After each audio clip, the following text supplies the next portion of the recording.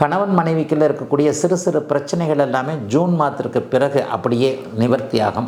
குரு உச்சமாகிறதுனாலையும் ஆரம்பத்திலிருந்தே 5ஆம் இடத்தோடு தொடர்பு கொள்றதுனாலையும் குழந்தை பாக்கியம் இல்லாதவர்களுக்கு இப்போ குழந்தை பாக்கியம் உண்டு.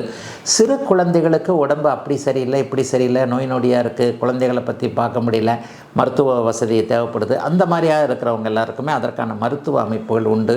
குழந்தைகள் தூர இடத்துல இருக்கிறாங்க, அங்கே படிக்க போயிருக்கிறாங்க, இங்கே படிக்க போயிருக்கிறாங்க, வேலை செய்ய போயிருக்கிறாங்க, படிக்கத்தான் போயிருக்கிறாங்களா, வேலை எதையாவது செய்கிறாங்களா, வேலை தான் செய்கிறாங்களா, வேறு வேலையை செய்கிறாங்களா, இந்த மாதிரியான கொஞ்சம் ஒரு மாதிரியான மனக்குழப்பத்தில் குழந்தைகளை பற்றி இருந்தவர்களுக்கு நல்ல தகவல்கள் கண்டிப்பாக வரும். என்ன இருந்தாலும் நம்ம குழந்தைகள் கட்டுப்பாடு உள்ளவர்கள், ஒழுக்கமானவர்கள், நம்ம மீறி எதையும் செய்ய மாட்டாங்க என்கின்ற மாதிரியாக குழந்தைகளை பார்த்து சந்தோஷப்படக்கூடிய சூழல் உண்டு. ஜூன் மாதம் 2ஆம் தேதிக்கு பிறகு 6, 8ஆம் பாவகங்கள் மிதுன ராசிக்கு வலிமை பெறுகின்ற ஒரு காரணத்தினால முதல் 5 மாதங்கள் இந்த ஷேர் மார்க்கெட்டு எதிர்பாராத அதிர்ஷ்டங்கள்லாம் கொஞ்சம் கை கொடுக்காது.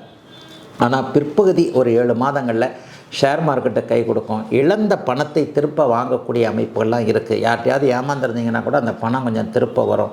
எதிர்பாராத அதிர்ஷ்டங்கள் கிடைக்கும். ஒரு அப்பாவுடைய சொத்துக்கள், அண்ணன் தம்பி விஷயங்களில் இது வரைக்கும் கொடுத்தது, ஒருத்தட்ட காசு பணத்தை கொடுத்துட்டு போச்சு அப்படின்னு நினச்சிக்கிட்டு இருந்ததெல்லாம் திரும்ப கிடைக்கக்கூடிய 2026 வெற்றிகரமான ஆண்டாக அமைந்திருக்கிறது.